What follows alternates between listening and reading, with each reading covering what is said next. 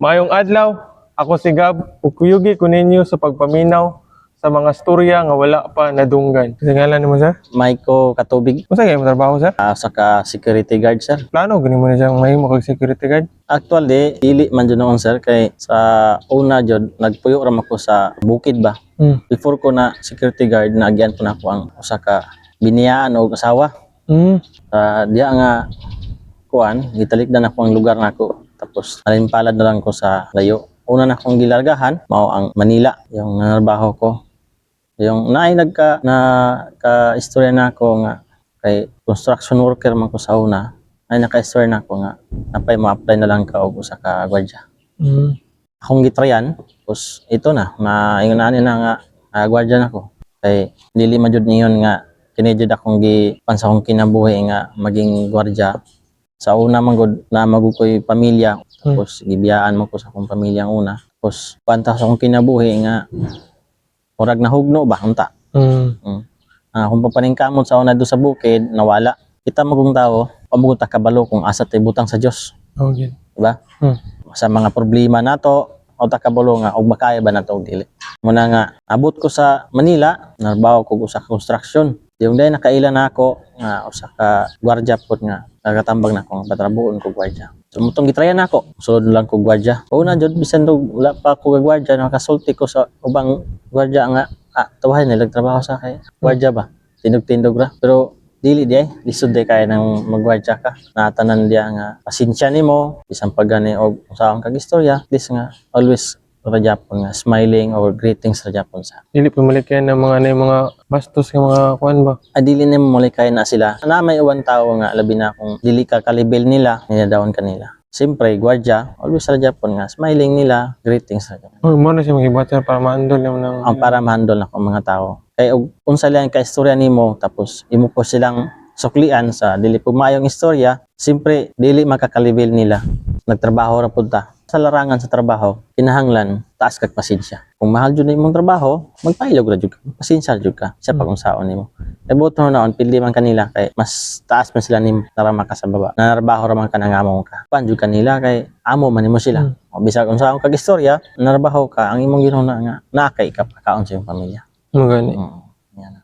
Para nimo sir, unsay pinakalisod nga parte sa imong trabaho sa guard?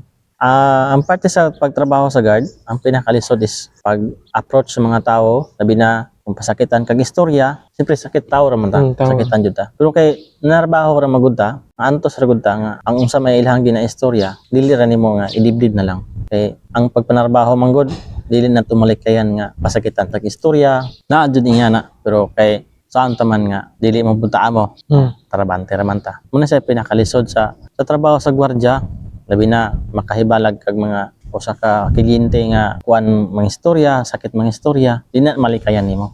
Dawaton na lang nimo. Dawaton lang yun nato. Dawaton na lang nimo. Kay nanarbaho ra man ka, di man nimo malikayan na. Dili man nga sa tanang panahon ikaw pod perpekto sa imong panarbaho. Naag kay sayop sa imuhang trabaho. Dili man ingon nga perfect din na nimo kay tao ra man ta. Di ang una nga natryan ako nang ingon nimo nga usa ka lisod kana bitong sa mga kauban nimo pod sa larangan sa trabaho, dili tanan nga parihan nimo kiniya. Lain-lain. Doon na po'y tao nga i-down ka, bisan kauban na rin mo trabaho pero i-down pagyapon ka.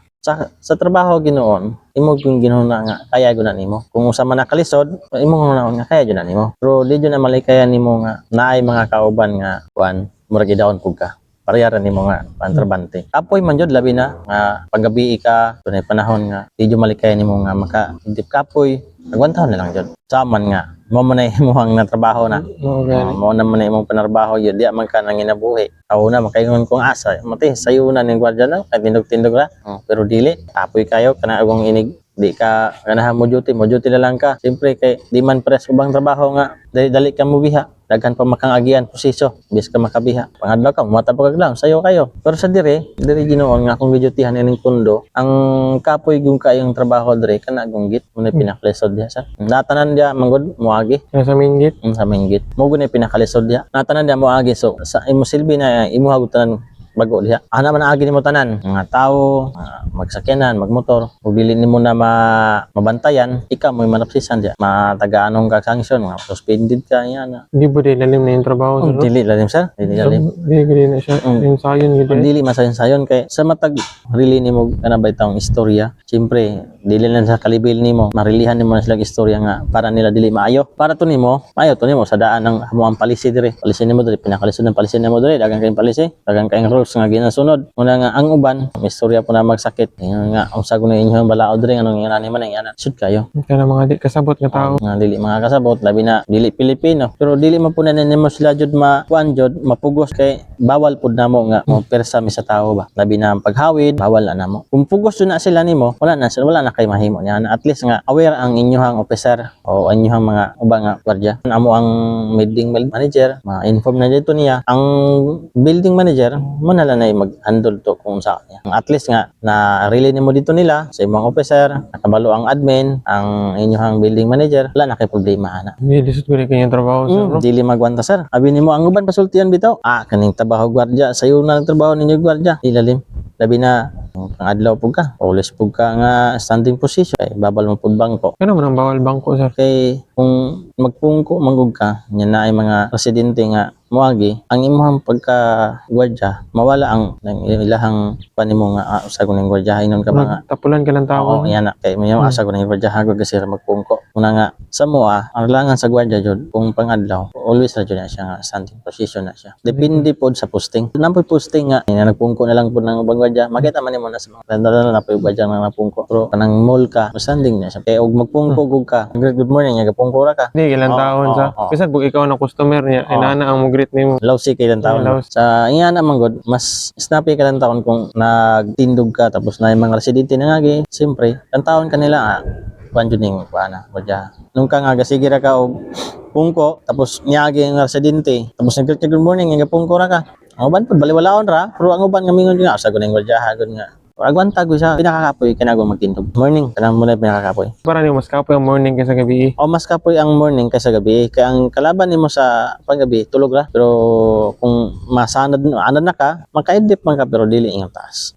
Kaya sa larangan sa gwardiya, di man yung di matulog, makatulog mo dyan na. Ay tawo ra pud may. Mataw robot. Di man tayong robot. Mo gani. Kapoy gina lubat gina robot ha. Oo, ba't yan ang robot? Una, nang motor po ay gani. Kapoy gina motor sa overheat. Kapuway gud ta, di gud ta yung di pwede nga ingon nga buk gabi ka nga dili makatulog, dili nakatuhuan. Pila ni years sir? 4 years na. Agi sa kaagi nimo nang upat ka tuig nimo pagardya sa ma-advise nimo nang bagong kasugod mga galisod. Tambag na ko nila ana nga always ra jud ta nga great sa mga residente, hindi man to kalikayan nga sa mga baguang gwardiya nga initado pagulo kay wa pa sila kasulay. Kinahanglan nga taas mo pasensya. Kinahanglan nga bisan pag unsaon mo istorya, always smiling ra jud punta tapos greetings ra jud. Mao jud na say pinakadabi sa gwardiya, may ra jud po nimo ang pag-release imong istorya para nila, para paminawon nila nga bisan yun sa tod kapag istorya nila pasakit na kaya ra jud po nimo. Wala ka mobalos nila og istorya pasakit. Ang yan nga larangan sa baguhay nga gwardiya, di na tumalikayan nga initado pag-ulo, di sila kasabot sa mga roles. Tiyagi po gana sir. Niyagi ko ana. Niyagi ana ko wapo kabalo kung usay buhaton ako. Initado po og ulo. Di niyagi po ko ana nga mura og nakabalos og istorya nga sakit pero dili din na maayo. Yung sir netabo din pud nimo ato sir. Nag-away niya atong residente kay supak mo jud ko niya kay sala mo to niya. Ready jud tumayo. Kinahanglan nga bisan pa man tong saon tog ka og saon kag pasakit. Imo siyang pasabton nga muna siya. Muna roles kun mo siya. Kung iyan na man gud nga baguhay pa ka, kinahanglan ko na nga imong ipa-inform sa imong officer o i-inform sa imong mga kauban. Kay siyempre baguhay pa man ka, makakabalo kung saon. Naman ko ingana nga bago pa pasilibantog ko siya kay gwardiya siya. Pero dili sayop na kay naman tayo officer. Napo tayo ba nga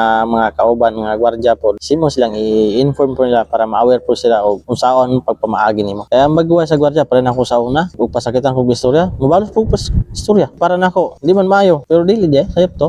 Sayop to ingana. Isang taon kung saan ka pa sa istorya, dapat mo na nimo. Pero katong nakikaway ka sir no wala ray kanang nahitabo nimo nga kanang na suspended ka kanang punishment ninyo. Gipatawag ko sa amo ang opisina, gipahimo ko report ug ngano nga ningon ana. Yung dito na sila basihan na nito din na kung ang kuan residente ug yun sa kapag istorya kung say sala niya. Pero last ako pangutana nimo sir, unsa may istorya nimo na mga pareha na mga residente or kana mga customer? Unsa may istorya nimo nga unta ilang masabtan ba sa gwardiya nga dili sila mag-ingonana? Una yana Ang ikatambag na kutaan nila ana ning pero di na to sila madiktahan kay umanta kabalo silang hununa. Gani. Oo. Pero ang itambag na kuana nga dapat imo silang sabton kay dili man pud ingon nga kami gupoy ga kuan ana nga rili anang kuan rules namo po may ginasunod.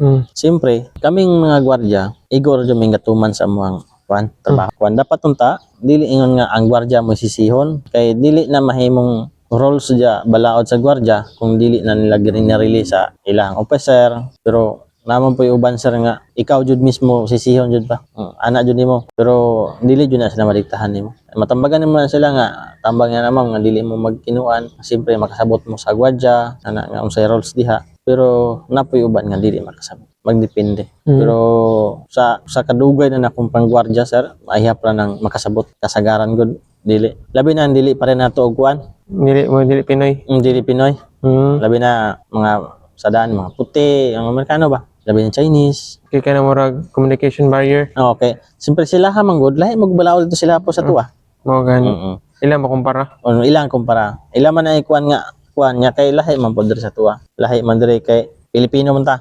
Pilipino mo. Oo. Ilang kitag balaod. O lan yung balaod. Munang uban nga mura ka og i-down po kanila gaman kag istorya ni Mayo pero duwa to na nimo imo ra na siyang i-inform sa imo ja pong kauban o officer ato guna mabato nimo kasagaran sa officer jud kay siya na may kantigo mo handle ana Pero officer sir mo na handle ninyo. manahid na mo kay siya may gadala na mo kay wala goy officer gubot mo pod Ang gubot lagi. Dapat daw yung mando gid. o napod dapat nagoy mo mando kay og walay officer magiyahay ra man og pan ba og balaod penta gutong nay officer kay atong officer mo mag-release sa unsay mga roles ninyo buhat Mo to gani gid. yan na Salamat kasi mura sir. ano sir Init na po guys.